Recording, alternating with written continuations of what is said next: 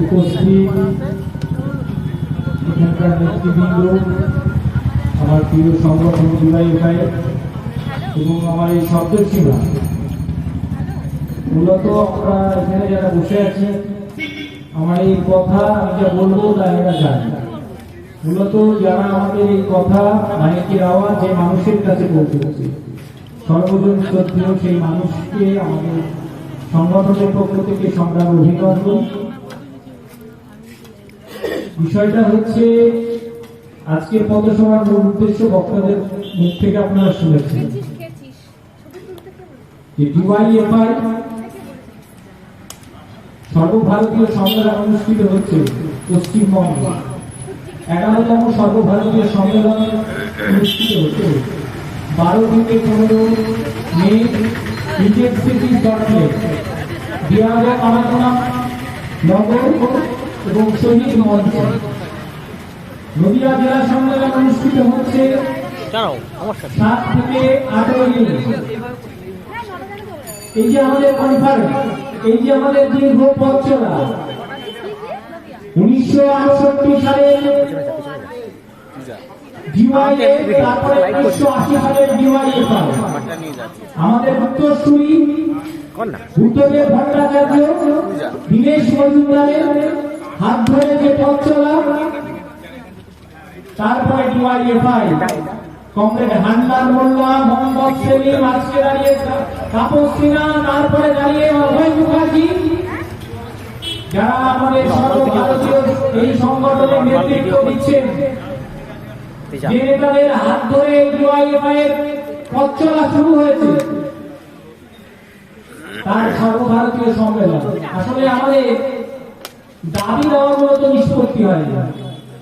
আমাদের মতাদর্শ, আমাদের আদর্শ, আমাদের যতদিন না নিষ্পত্তি হবে ততদিন লড়াই জারি থাকবে। আমাদের স্লোগান দিয়েছি ধর্মনিরপেক্ষ ভারত গড়তে হবে। আমাদের স্লোগান দিয়েছি যে কাজের অধিকারকে সাংবিধানিক স্বীকৃতি দিতে হবে। এই যতদিন না পর্যন্ত সমাজে কাজের অধিকারকে সাংবিধানিক স্বীকৃতি দিচ্ছে, ততদিন পর্যন্ত ডিওয়াইএফআই এই লড়াই চলবে, এই সংগ্রাম চলবে। এই গোটা ভারতবর্ষে কর্মসংস্থানের অবস্থা কি? এই গোটা ভারতবর্ষে তার চুল চেনা বিশ্লেষণ হবে সব থেকে ইউনিভার্সিটিতে। আমাদের সংগঠন, আমাদের সাংগঠনিক কাঠামো, আমরা এখানে মোদী, মমতা, প্রতিদিন আমরা যে কথা বলি, আমাদের পথসভার মধ্যে দিয়ে আমরা সে কথা বলতে চাইছি। আপনার চোখের সামনে, আপনার টিভির পর্দায়, আমার দরজার সামনে আপনি এই যে দুই জনকে দেখবেন। আজকে মোদী মমতা আছে, কালকে মোদী মমতা থাকবে না এই সমাজে, সেদিন দেখবেন।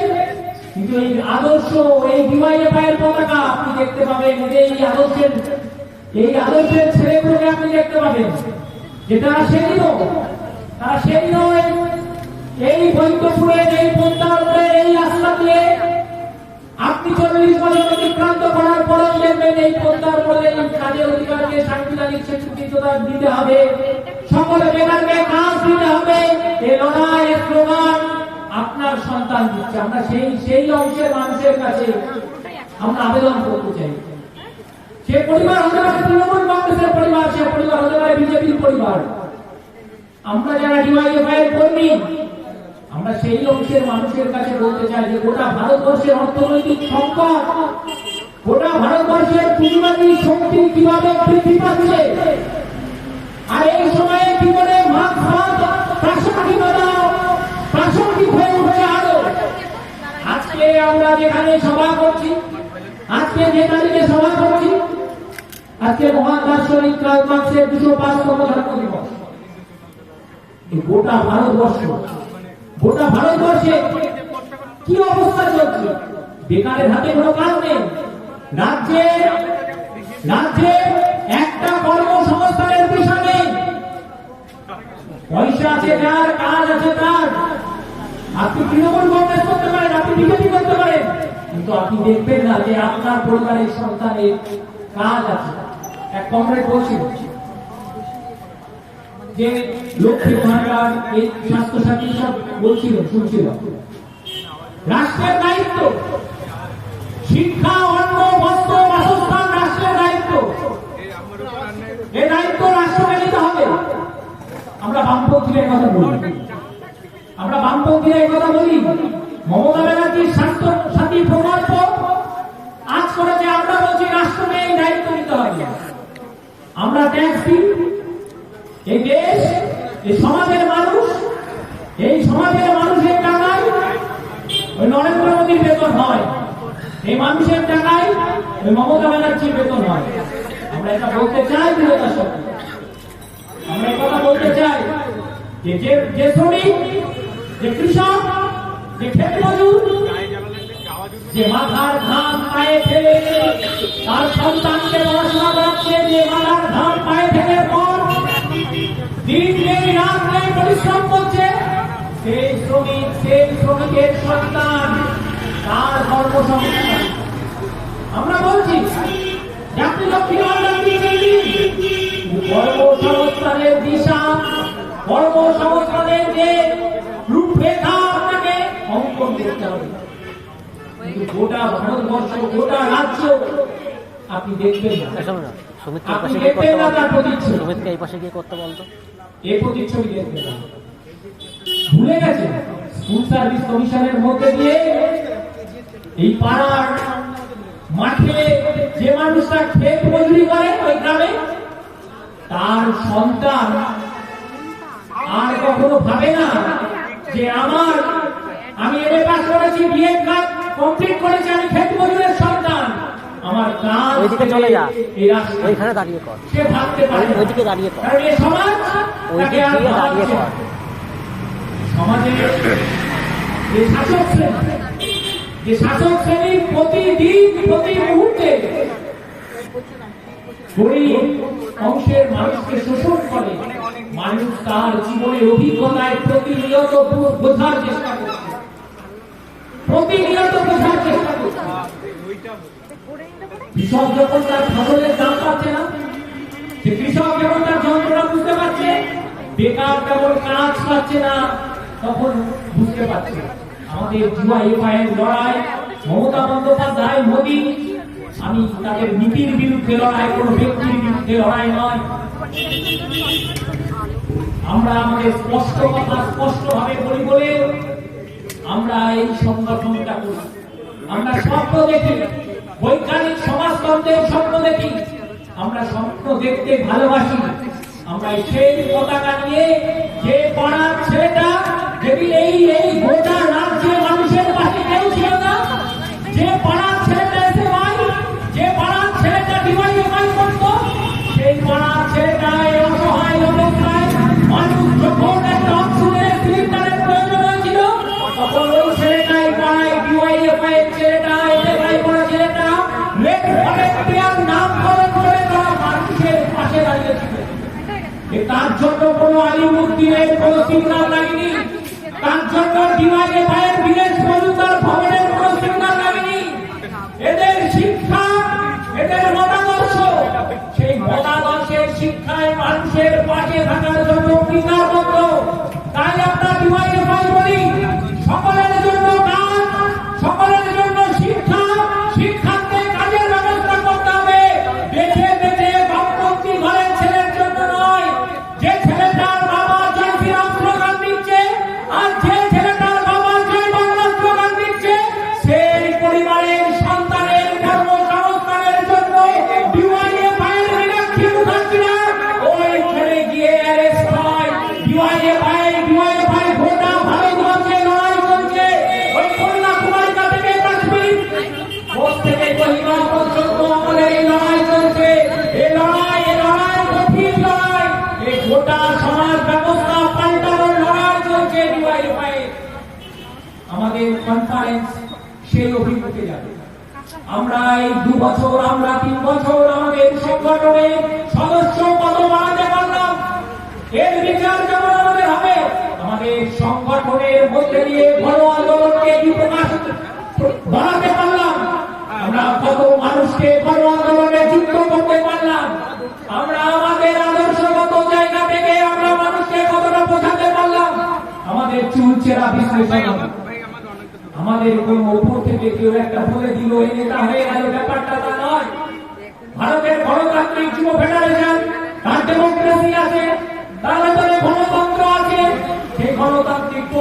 পক্ষে দিয়ে আমাদের সংগঠনের সম্পাদক সভাপতি, আমাদের সংগঠন নির্বাচিত হয় আমাদের জেলা কমিটি। আমাদের কোনো টাকার জোরে আমাদের জেলা কমিটির নেতা হওয়া যায় না। আমাদের পাড়ায় কোনো তোলাবাজের ছেলের নাম ডিওয়াইএফআই নয়। আমাদের পাড়ায় কোনো তোলাবাজ প্রমোটার ছেলের নাম ডিওয়াইএফআই নয়। আমাদের মানুষের কাছ থেকে 10 টাকা, 2 টাকা, 50 টাকা, 100 টাকা সাহায্য দিয়ে আমাদের এই সংগঠন চলে। ভারতের গণতান্ত্রিক যুব ফেডারেশন একাদশতম সর্বভারতীয় সম্মেলন, কয়েক লক্ষাধিক টাকা আমরা প্রাক্তন ডিওয়াইএফআই করা কর্মী এলাকার সাধারণ মানুষের কাছে গিয়ে আমরা হাত পাচ্ছি। আমরা মানুষের কাছে গিয়ে বলছি, এই লড়াই বাজার লড়াই, এই লড়াই অধিকার রক্ষার লড়াই। এই লড়াইয়ের পাশে থাকুন আপনি, এই লড়াইয়ের সাথে থাকুন আপনি। এই দাবি আমরা করছি। আমরা সুনির্দিষ্ট প্রস্তাব আপনাদের কাছে দিয়েছি যে আমাদের উদ্দেশ্য কি, আমাদের লক্ষ্য কি। এই ডিওয়াইএফআই যখন ওই হসপিটালে রক্তের দালাল চক্র চলে, এই ডিওয়াইএফআই সামনে দাঁড়িয়ে প্রতিবাদ করে। যখন মানুষ একটা মৃত্যুর সংকটে রয়েছে, আপনি দেখবেন পাড়ার ডিওয়াইএফআই ছেলেরা গিয়ে রক্ত দিচ্ছে। আনুলিয়া হসপিটালে বিমান আপনাদের সামনে বলছিল, এসে পাড়ার ডিওয়াইএফআই কর্মীদের লাইন। আপনি 30 দিনের মধ্যে আপনি দেখবেন 15 থেকে 20 দিন যখন মানুষ রক্তের সংকটে ভোগে, তখন ডিওয়াইএফআই এর কংগ্রেসটা গিয়ে রক্ত দেয়। মমতা ব্যানার্জি ওই হসপিটাল বলে ডিওয়াইএফআই এর কংগ্রেসটা মানুষের পাশে দাঁড়ায় না। এই গরিবপন্থীদের নেই। কোভিড সিচুয়েশনে যখন রক্তের সংকট ছিল, আমাদের কংগ্রেস সুদীপ্ত, আমাদের ছাত্র নেতা কংগ্রেস সুদীপ্ত সে শিক্ষার দাবিতে সে বলেছিল যে বিনামূল্যে ভর্তির দাবিতে সে তখন কলকাতার রাজপথে লড়াই করেছিল। 2রা এপ্রিল সেই সুদীপ্তকে মমতা ব্যানার্জির পুলিশ হত্যা করেছিল। আমাদের কংগ্রেস শ্রীজন ভট্টাচার্য ওই বিদেশ মজুমদার ভবন থেকে একটা পদ দিয়েছিল, বলেছিল এই কোভিড সিচুয়েশনের মধ্যে 2রা এপ্রিল এই ব্লাড ব্যাংকগুলোতে রক্ত দিতে হবে। এতে ভাই ডিওয়াইএফআই এর কংগ্রেসরা 1 লক্ষাধিক প্যাকেট রক্ত তুলে দিয়েছিল মমতা ব্যানার্জির হাতে। সেদিন ডিওয়াইএফআই এসে পাইলা ভাবেনি যে মমতা ব্যানার্জির সরকার চলছে, মানুষ রক্ত না পেলে বুদ্ধদেব ভট্টাচার্যকে গাল দেবে না, মানুষ রক্ত না পেলে মোহাম্মদ সেলিম সূর্যকান্ত মিশ্রকে গাল দেবে না, মানুষ রক্ত না পেলে মোহাম্মদ সেলিম বা অন্য বিমান বোসকে গাল দেবে না, মানুষ রক্ত না পেলে এই রাজ্য সরকারের স্বাস্থ্যমন্ত্রী মানুষ চিকিৎসার অভাবে মারা গেলে মমতা ব্যানার্জিকে গাল দেবে। কিন্তু সেদিন ডিওয়াইএফআই তার সামাজিক, তার নৈতিক দায়িত্ব পালন করেছিল। স্বাভাবিকভাবে যখন রেড ভলেন্টিয়ার মানুষের পাশে গেছিল, মানুষের পাশে দাঁড়িয়ে কোনদিন রেড ভলেন্টিয়ার আপনার কাছে বলবে না যে একটা ভোট দিন, সিপিআইএম কে একটা ভোট দিন। রেড ভলেন্টিয়ারের তার নীতিগত, তার সামাজিক দায়িত্ব সেই রেড ভলেন্টিয়ার পালন করেছে। এই রেড ভলেন্টিয়ার, এই ডিওয়াইএফআই এর কর্মী, আপনার পাড়ার একটা এসএফআই এর কর্মী, এই সমাজের সম্পদ। এই এলাকার গণ আন্দোলন, এলাকার দুর্নীতির বিরুদ্ধে প্রতিবাদী মুখেরা, আপনি তাদের পাশে থাকুন। এই লড়াইয়ের রসদ যোগান আপনি তাদের পাশে থেকে। এই লড়াই আপনার পরিবারের বাঁচার লড়াই। যখন গ্যাসের সিলিন্ডারের দামটা বাড়ে, যখন দেখা যায় যে পেট্রোল ডিজেল রান্নার গ্যাসের দাম বাড়াচ্ছে দেশের সরকার, আপনি দেখবেন না তৃণমূলের ওই অভিনয় করা মিছিল আপনি দেখবেন। আর আপনি দেখবেন না ডিওয়াইএফ করে কোন অভিনয় করছে। আপনি দেখেছেন এই গোটা পশ্চিমবঙ্গের রাজনীতির চিত্রটা দেখেছেন। গতকাল যারা তৃণমূল ছিল তারা বিজেপির খাতায় নাম লিখিয়েছে, আর যারা বিজেপি ছিল তারা তৃণমূলের খাতায় নাম লিখিয়েছে। আসলে সেদিন মীনাক্ষী একটা গল্প করছিল আমার সাথে, বলছিল যে আমি সেদিন একটা কথা বলেছি, প্রেস ওকে আবার কি জিজ্ঞাসা করেছে। প্রেস বলেছে যে তুমি এরকম একটা কটু কথা কেন বললে তৃণমূলের সম্পর্কে।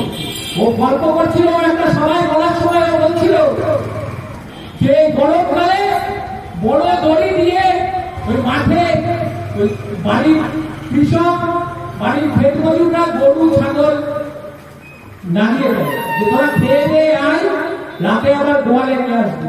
ও এই একটা কথাই বলেছে, ডিওয়াইএফআই পশ্চিমবঙ্গ রাজ্য কমিটির সম্পাদক, ও বলেছে বলার সময় যে রাতে যখন ওদেরকে নিয়ে যায়, গিয়ে আমার ওই একটা ঘরেই হচ্ছে ওই গরু ছাগল ওই ভেড়া ওদেরকে বেঁধে রাখে। ওই গোয়ালটা হচ্ছে এক, ওই দড়িটা আর ফুটোটাকে বলেছে আরএসএস, আর ওই যে দড়িগুলো বেরিয়ে গেছে একটা আরএসএস এর জায়গা থেকে তৃণমূল আর বিজেপি, আর এই গোয়ালটা এক ওদের। এটাও ব্যাখ্যা করেছে বলে ওকে প্রেস জিজ্ঞাসা করেছে। আমাদের কমরেডরা মাথা নিচু করে না, বামপন্থীরা ভুল করলে ঠিক তারা সোজা করে তার ভুল স্বীকার করে, তৃণমূল কংগ্রেস ভুল করলে, বিজেপি ভুল করলে তা স্বীকার করে না। কিন্তু আমরা দৃঢ়তার সাথে আমরা ঠিক তারা সোজা করে যে কথা মীনাক্ষী বলেছে, ও সংবাদ মাধ্যমকে দ্বিতীয়বার ওই কথা চেঞ্জ করেনি। ও পরিষ্কার বলেছে যে কথা আমি বলেছি এই কথার মধ্যে কোনো ভুল নেই। মানুষ তার জীবনের অভিজ্ঞতা দেখতে পাচ্ছে যে তৃণমূলের ওই গোয়াল এক, বিজেপির গোয়ালটা এক, আর ওই খুঁটাটা আরএসএস। এ মানুষ তার জীবনের অভিজ্ঞতায় বুঝতে পারছে। তাই আমরা বলছি, আপনি আপনার জীবনের অভিজ্ঞতায় এই সমাজ ব্যবস্থায় যারা আপনার কথা বলছে সেই শক্তির পাশে দাঁড়ান, সেই লড়াইয়ের শক্তির রসদ যোগান। এই গোটা সমাজ ব্যবস্থায় দুর্নীতিতে ভরে গেছে, প্রমোটার বাজে ভরে গেছে। আর সেই প্রমোটার বাজকে যদি রুখে দিতে হয়, সমাজে যাতে রাজনীতিতে ভালো ছেলে মেয়েদের অংশগ্রহণ বাড়াতে হয়, তাহলে এই সমাজ থেকে, সমাজের বাইরে থেকে রাজনীতিতে ভালো ছেলে মেয়ে আসবে কি করে? এখান থেকে আপনাদের উৎসাহ দিয়ে যারা যারা আপনার মনে হচ্ছে এই সময়ে দাঁড়িয়ে সমাজ পাল্টানোর লড়াইটায়, পচা গলা নোংরা সমাজ ব্যবস্থা পাল্টানোর লড়াইতে যারা আপনার চিরদিনের দুঃখ সুখের সাথী হিসেবে আপনার পাশে থাকতে চায়, আপনি তাদের পাশে থাকুন। ডিওয়াইএফআই সর্বভারতীয় একাদশতম সম্মেলন সফল করার আহ্বানে আপনারা পাশে থাকুন।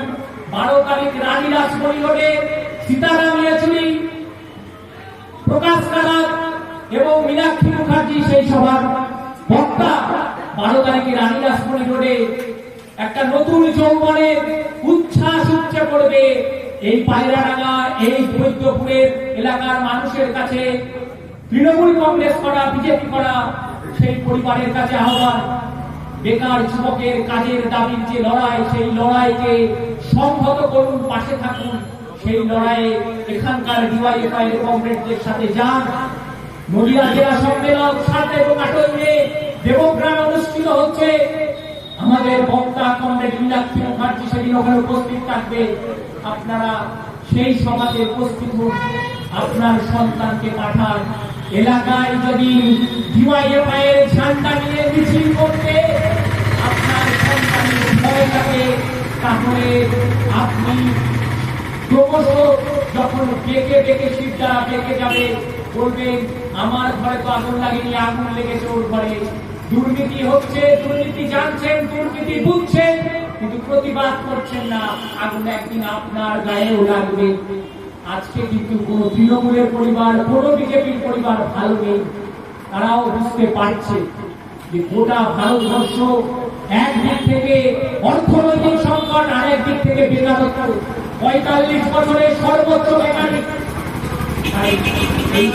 সমস্ত বেকারত্বের সংকট, তীব্র বেকারের সংকট ঘটানোর জন্য, অর্থনৈতিক সংকট ঘটানোর জন্য এই সমাবেশগুলোতে আপনারা হাজির হন এবং এই সম্মেলন সফল হবে এই আশা রেখে আমি আমার কথা এখানে শেষ করছি। ইনকলাব জিন্দাবাদ, ডিওয়াইএফআই জিন্দাবাদ, বিপ্লব দীর্ঘজীবী হোক।